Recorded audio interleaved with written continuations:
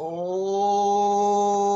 त्वं हिनः पिता वसो त्वं माता शतक्रतो बभूविथा अधाते सुम्नमीमहे। सर्वप्रथम परमपिता परमात्मा के पवित्र चरणों में नमन करता हुआ आप सभी को नमस्कार करता हूँ। आज का विषय दान का स्वरूप, दान का महत्व। इसमें सर्वप्रथम दान क्या है, इस विषय पर थोड़ी सी चर्चा करते हैं। दान जो हमारे पास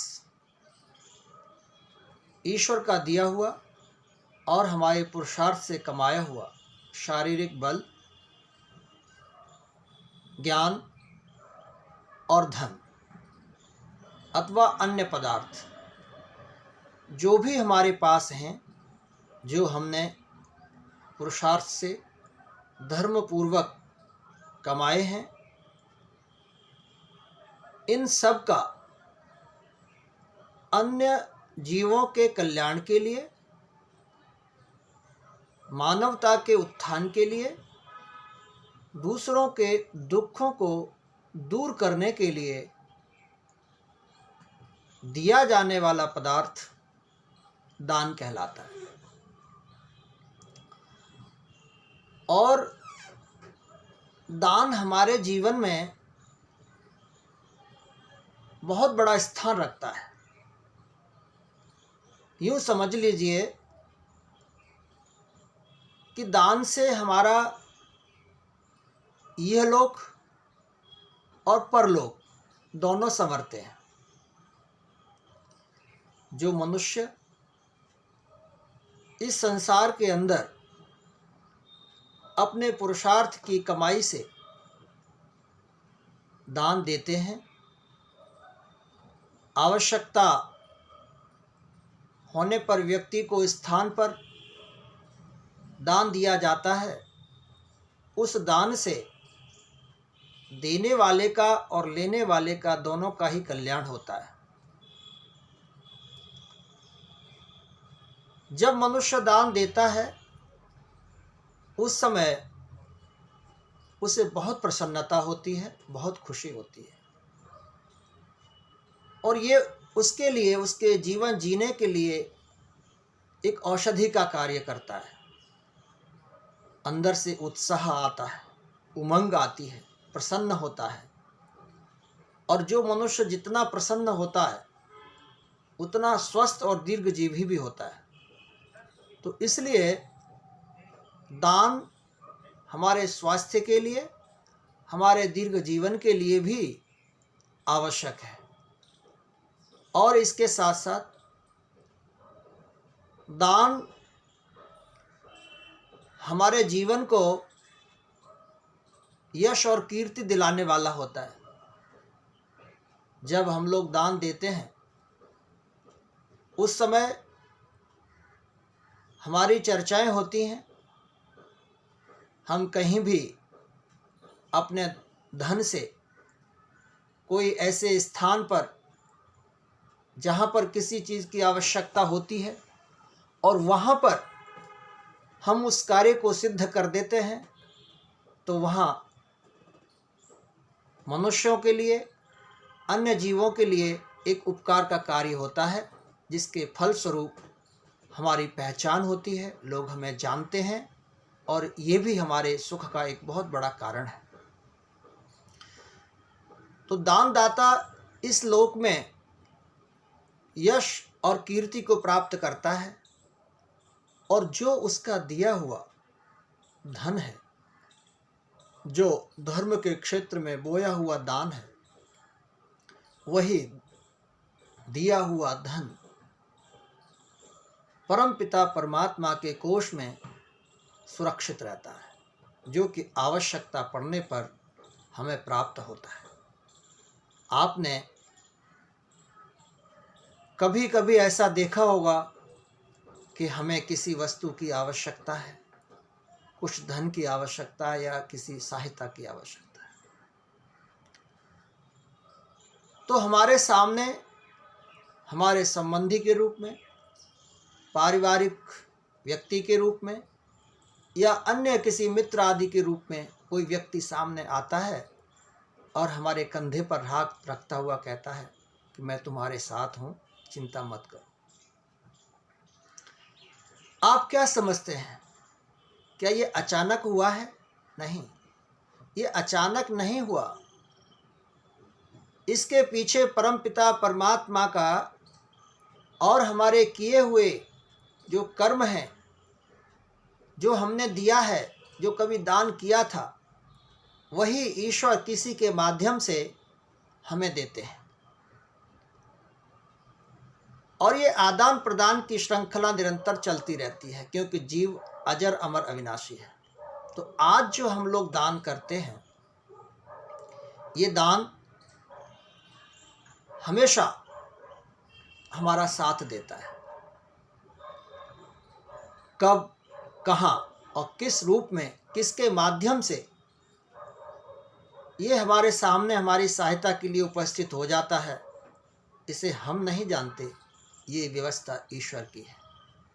इसलिए कहा जाता है कि हम लोग निस्वार्थ भाव से दान करें। दान हमें क्यों करना चाहिए? दान करने से हमारा लाभ क्या होता है और दान हम क्यों करें? क्यों का अर्थ यह है कि मानवता के कल्याण के लिए हम दान करें, आत्म उत्थान के लिए हम दान करें, ईश्वर के आशीर्वाद प्राप्ति के लिए हम लोग दान करें, और दैवत्व भाव को प्राप्त करने के लिए हम लोग दान करें। देवो दानात् दीपनात् वा। जो दान करता है उसे लोग देवता कहते हैं। हम लोग दान करके दैवत्व भाव को ऊपर उठाते हैं। इस संसार में हम लोग जब जन्म लेते हैं तब सब लोग शूद्र होते हैं। जन्म ना जायते शूद्र, जन्म से सभी शूद्र हैं। और अपने कर्मों से ही ब्राह्मण, क्षत्रिय, वैश्य और सेवक शूद्र होते हैं। इसलिए हम दान करें और दान करके दैवत्व भाव को प्राप्त करें। इस संसार के अंदर हम मनुष्य बनने आए हैं, मनुर्भव, यानी हम जन्मते ही मनुष्य नहीं हैं। जन्म लेने के पश्चात 5 वर्ष तक हमारी माँ गुरु है, 5 से ऊपर 3 वर्ष तक पिता गुरु हैं, और उसके बाद आचार्य हमारे गुरु हैं। ये 3 गुरु होते हैं जो अंधेरे से प्रकाश में लेके जाते हैं। इन गुरुओं के माध्यम से ही हम मनुर्भव मनुष्य बनते हैं, और फिर मनुष्य बनकर के दैवता यानी दैवत्व भाव को प्राप्त करके देवता बनते। मनुष्य बनने के बाद देवता बने। और देवता कब बनेंगे? जो भी हमने प्राप्त किया है उसे दूसरों के कल्याण के लिए धन बल ज्ञान देने से हम देवता बनते हैं। इसलिए आपने देखा है कि परमपिता परमात्मा हमेशा देवताओं की रक्षा करते आते हैं। विष्णु,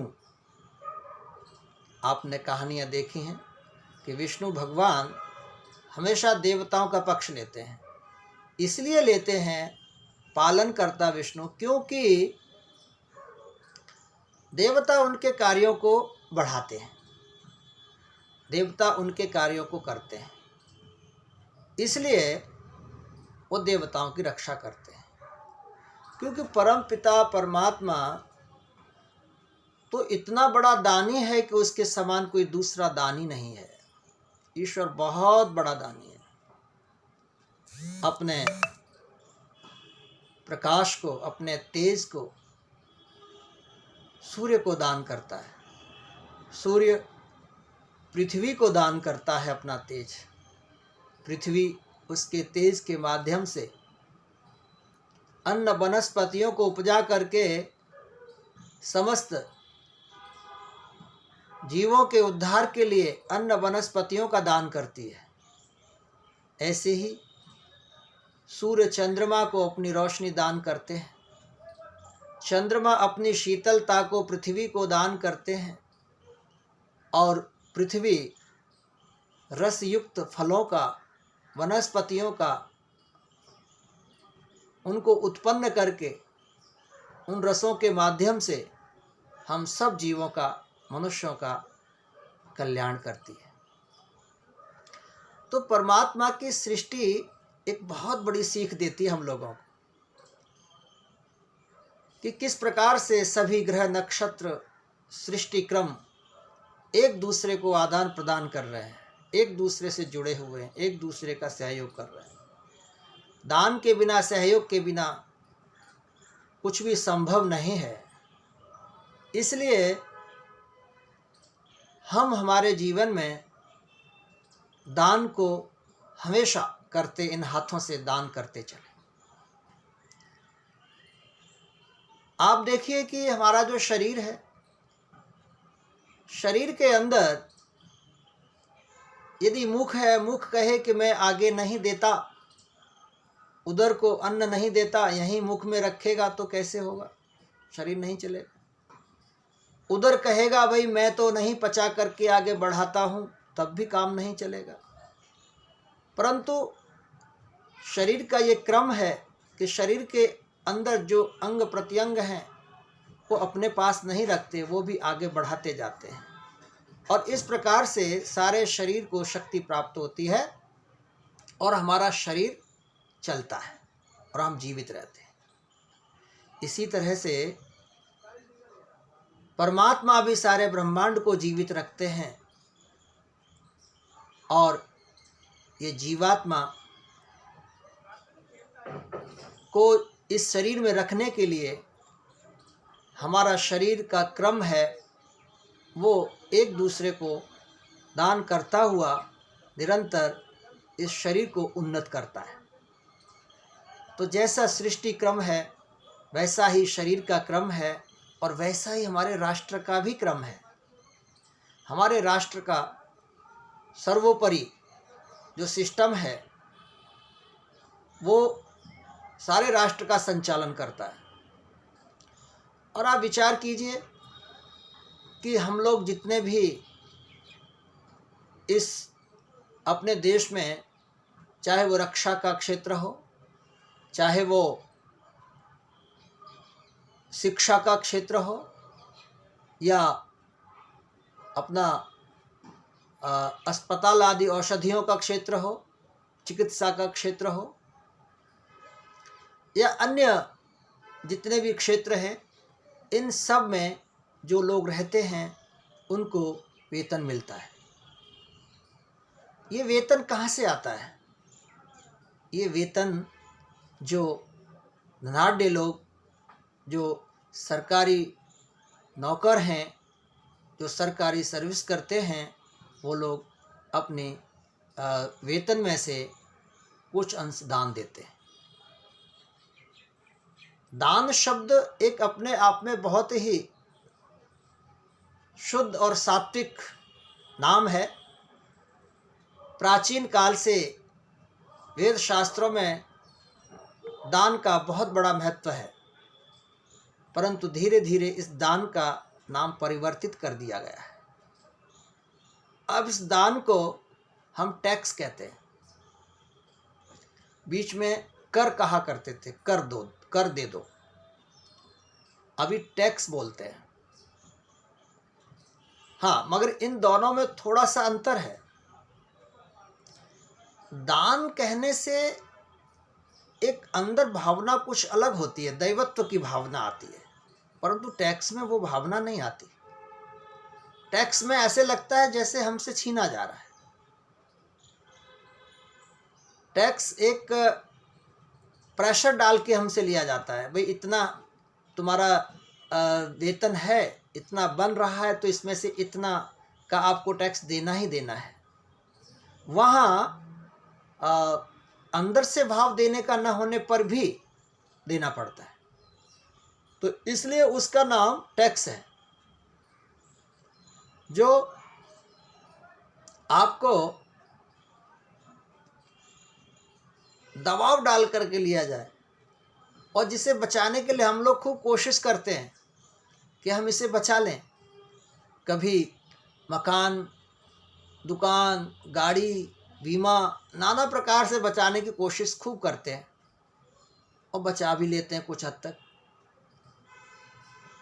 और न बचे तब जाके टैक्स देते हैं। तो ये टैक्स में और दान में बड़ा अंतर है। दान स्वेच्छा से दिया जाता है जिसमें प्रसन्नता होती है, और टैक्स लिया जाता है जिसमें खुशी नहीं होती।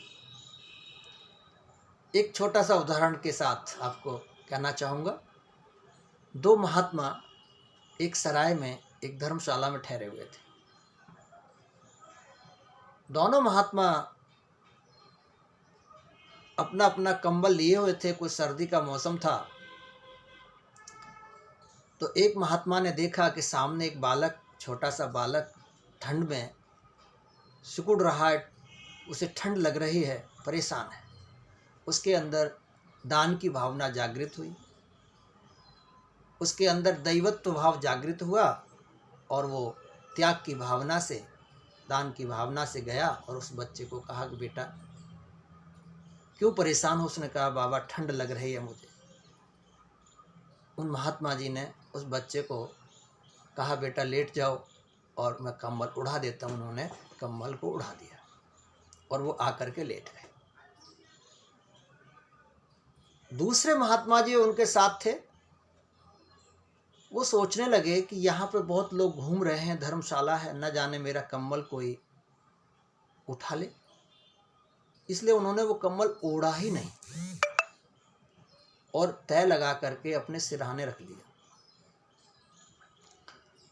रात्रि हुई, सुबह का समय आया, दोनों महात्मा उठे। दोनों महात्माओं में एक महात्मा तो मुस्कुराता हुआ उठा और दूसरा रोता हुआ उठा। हंसने वाले महात्मा ने कहा कि क्या हुआ भाई। रोने वाले बोले महाराज मेरा तो कंबल चोरी हो गया। उसने कहा कि तो हाँ रोते क्यों हो। उसने कहा कि मैंने कंबल ओढ़ा भी नहीं, इस्तेमाल भी नहीं किया और चोरी भी हो गया। तो महात्मा जी ने कहा, दूसरे ने, हंसने वाले ने, कंबल तो मेरा भी मेरे पास नहीं है और तुम्हारा भी तुम्हारे पास नहीं है, तो तुम रो रहे हो, मैं हंस रहा हूँ, ऐसा क्यों। वो कहते हैं देखो भाई, मैंने कंबल दान दिया है और तुम्हारा कंबल चोरी हो गया है। तुम स्वेच्छा से दे देते तो तुम भी हंसते, तुमने दान नहीं किया। कंबल तुम्हारे पास भी नहीं है, कंबल मेरे पास भी नहीं है, बस फर्क इतना है कि मैंने दिया है और तुम्हारा छिन गया है। तो धन की तीन गति बताई है, ध्यान रखना। जो भी हमारे पास धन दौलत होती है उसकी तीन प्रकार की गतियां होती हैं। पहला, या तो हम उसको इस्तेमाल कर लें, दूसरा दान कर दें, और तीसरा ऐसा न करने पर वो नाश हो जाता है। इसलिए जब हम अपने धन में से, धन दौलत में से, बल बुद्धि में से जब हम दान करते हैं तो हमारा जो भी धन बल बुद्धि बढ़ता है। सोचिए, आप किसी भी विषय के मास्टर हैं, टीचर हैं, आप विषय को पढ़ा रहे हैं, तब आपका ज्ञान कम होगा या ज़्यादा होगा? सामान्य बात है, ज़्यादा होगा, क्योंकि उसका रिवीजन होगा। ऐसे ही बल हम लोग जितना व्यायाम पुरुषार्थ करेंगे, उतना ही हमारा शरीर स्वस्थ रहेगा। ऐसे ही ये न सोचना कि जेब में धन है तो वो धन थोड़ा दान करने से कम हो जाएगा, नहीं, क्योंकि दिया हुआ दान कभी कम नहीं होता। वो वैसे होता है जैसे खेत के अंदर हम लोग थोड़ा सा अनाज बो के आते हैं, दान करके आते हैं, और कुछ समय के पश्चात कई गुना बढ़ कर के हमें मिलता है। यज्ञ में दिया हुआ जो दान होता है घी सामग्री का, वो कई गुना बढ़कर के यज्ञ भगवान हमें बदले में हमारी वायुमंडल को शुद्ध पवित्र कर देते हैं, कई गुना बढ़कर के हमें प्राप्त होता है। इसलिए हमारे यहाँ दान का बहुत बड़ा महत्व है। देवता वो होता है जो देता है, इसलिए हम इस संसार में देवता बन करके जिए। अथर्ववेद में कहा है, शतहस्त समाहर सहस्रहस्त संकिरा, कि हम 100 हाथों से कमाएं और 1000 हाथों से दान दें। इसका तात्पर्य यह है कि हम जब धन कमाते हैं तो हमें बहुत सारी खुशी होती है। हमारे घर में जब धन आता है तो हमें बहुत प्रसन्नता होती है, खुशी होती है। पर याद रखना, जितनी खुशी धन कमाने में होती है, उससे 1000 गुना खुशी दान देने में होनी चाहिए, धन का दान देने में होनी चाहिए। ऐसा जब हमारा जीवन होता है तो हमारा जीवन वेद के अनुकूल होता है। वेद हमारा वो शास्त्र है जिसमें हमें जीवन जीने का एक मार्ग बताया है, और उसी में दान की चर्चा कई स्थानों पर आती है। गीता में भी भगवान श्री कृष्ण कहते हैं, दातव्यमित यद दानम दीयतेनुपकारिणे देशे काले च पात्रे च तद्दानम सात्विकम स्मृतम। यहाँ पर भगवान कृष्ण दान जो है वो कौन सा सात्विक दान होता है उसके विषय में बता रहे हैं। इसमें कहा कि दातव्यमित यद दानम, इस श्लोक का जो अर्थ है वो है कि कर्तव्य समझ करके दान दिया जाता है, वह सात्विक दान होता है।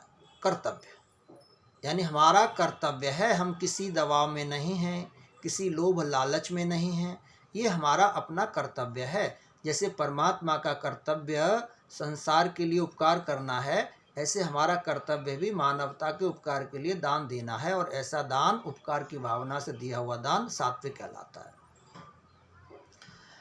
दूसरा कहा कि हमारी कोई भावना ऐसी नहीं होनी चाहिए जो बदले की भावना हो कि हम दान दे रहे हैं तो इसके बदले में हमें ये प्राप्त हो जाए, नहीं। वो होगा, वो तो वेद कहता है, अवश्यमेव भोक्तव्यम कृतम कर्म शुभाशुभम, कि जो भी शुभ अशुभ कर्म करते हैं उसका फल हमें प्राप्त होता है, वो तो होगा ही। परंतु आप, हम निष्काम भाव से कर्म भी करें और दान भी दें। जब ऐसे भाव से दान हम देते हैं तब वो दान हमारा सात्विक कहलाता है। आगे कहा कि उचित स्थान पर दान देना चाहिए, जहाँ जिस स्थान से राष्ट्र की रक्षा की, धर्म की रक्षा की, गौ आदि रक्षा की, गुरुकुल जो बच्चे पढ़ते हैं जहाँ वेदों की रक्षा करते हैं वहाँ पर, और ऐसे धर्मार्थ कार्य जहाँ होते हैं ऐसे स्थानों पर दान हमें देना चाहिए। ऐसा दान हमारा सात्विक दान होता है। और योग्य व्यक्ति को, योग्य व्यक्ति वो है जो आपके धर्म के प्रचार के लिए कार्य कर रहा है, जो यज्ञ कार्यों में संलग्न है, जो मानवता के कल्याण के लिए कार्य कर रहा है। ऐसे व्यक्तियों को दान देने से आप अपनी भी रक्षा करते हैं और आप अपने धर्म राष्ट्र की भी रक्षा करते हैं, आप अपनी संस्कृति की रक्षा करते हैं, आप अपने पुरानी जो सभ्यता है, संस्कृति है, आप उसकी रक्षा करते हैं। जो व्यक्ति संस्कृति की रक्षा कर रहा है, संस्कृति की रक्षा कर रहा है, धर्म की रक्षा कर रहा है, राष्ट्र की रक्षा में तत्पर है, जब हमारा दान उसके लिए जाता है तो वो दान सात्विक होता है और वो कल्याणकारी होता है। हमारा भी कल्याण होता है उससे और उससे दूसरों का भी कल्याण होता है। तो इसलिए हमें दान देना अत्यंत आवश्यक है, जो कि हमारे लिए दैवत्व भाव को प्रकट करता है। आपने देखा बहुत सारे ऐसे लोग हैं जो भिक्षा मांगते हैं, गांव में भी मांगते हैं, शहरों में भी मांगते हैं, और आजकल तो रेड लाइट पर तो बहुत दान भिक्षा मांगते हैं। उन्हें देख करके हम लोग अधिकांश कई बार घृणा से देखते हैं, कई बार दान दे भी देते हैं, कभी कभी दुदकार देते हैं, नहीं देते हैं। परंतु एक बात ध्यान रखना, ये तो हमारा अपना समझ पर डिपेंड करता है कि कौन दान देने के योग्य है, किसको दान दें किसको ना दें। परंतु ये लोग कहीं ना कहीं हमें एक बहुत बड़ी सीख भी दे के जाते हैं। और इसके लिए एक श्लोक आता है जिसमें कहा, भिक्षुका नैव भिक्षन्ते बोधयन्ति गृहे गृहे दीयताम दीयताम लोका अदातु फलमीदृशम। इसमें कहा कि जो भिक्षुक है, जो भीख मांगने वाला है, वो घर घर जाकर के भीख मांगता है।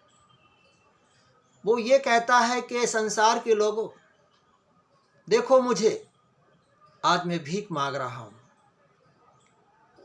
मैं क्यों भीख मांग रहा हूँ? क्योंकि मैंने पहले दान नहीं दिया था। परमात्मा ने तो मुझे दिया था, पर मैंने परमात्मा के निमित्त, कल्याण के लोगों के कल्याण के निमित्त मैंने कोई दान नहीं दिया था, जिसके फल स्वरूप आज मैं घर घर जाकर के भीख मांग रहा। ध्यान रखना, दान आज जो हम बो रहे हैं ये हमें भविष्य में काटने को मिलेगा। हमारे 2 लोक सुधरते हैं इससे। इस लोक में तो हमारा नाम होता है, यश कीर्ति होती है, जिसे जीवन कहा है। जिसकी यश और कीर्ति नहीं, जिसका नाम नहीं, वो इस संसार में जीते हुए भी जीता नहीं है। इसलिए कुछ ऐसा इस शरीर के माध्यम से, धन के माध्यम से, ज्ञान के माध्यम से कार्य करें कि हमारे कम से कम पड़ोस में रहने वाले, हमारे समाज में रहने वाले तो हमारा नाम लें। और वो तब होगा जब निस्वार्थ भाव से हम लोग कुछ कार्य करेंगे, दान करेंगे, तब होगा। तो यहाँ पर दान देने वाले का नाम होता है और उसका परलोक, यानी जब वो दूसरे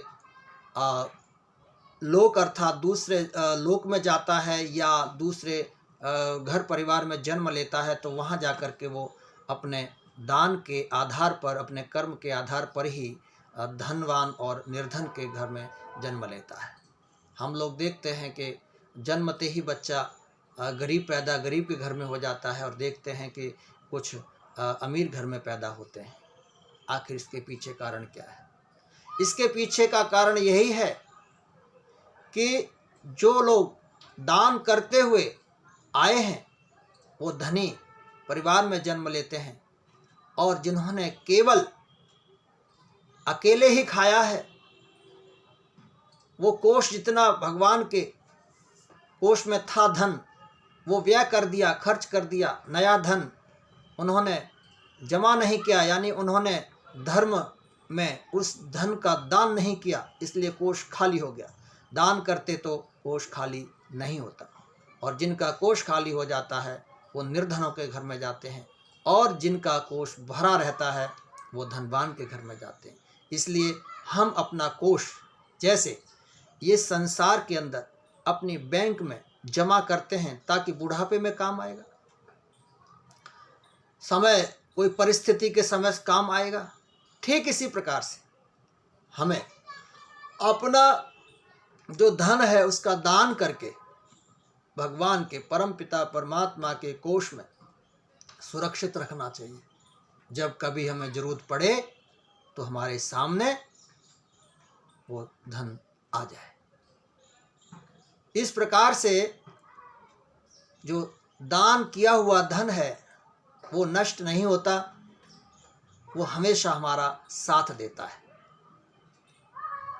दान के विषय में आपने पढ़ा है, सुना है कि हमारे देश में एक से एक बढ़ कर के दानी हुए। महाराणा प्रताप जब युद्ध कर रहे थे तो भामाशाह ने अपना खजाना खोल दिया था। हमारे आर्य समाज के अंदर भी ऐसे बहुत बड़े महानुभाव हैं जिन्होंने दान दिया है। हमारे सनातन धर्म के अंदर ऐसे बहुत सारे दानी हैं जो बहुत सारी संस्थाओं को, जो धार्मिक संस्थाएं उनको चला रहे हैं। ऐसे ही हर समूह में बहुत से दानवीर हैं जिनके कारण आज गौशालाएं चल रही हैं, आज अनाथालय चल रहे हैं, आज विद्यालय चल रहे हैं। ये धन परोपकार के लिए ही होता है। इस धन से हम अपना वर्तमान भी संभाल सकते हैं और भविष्य भी सुधार सकते हैं।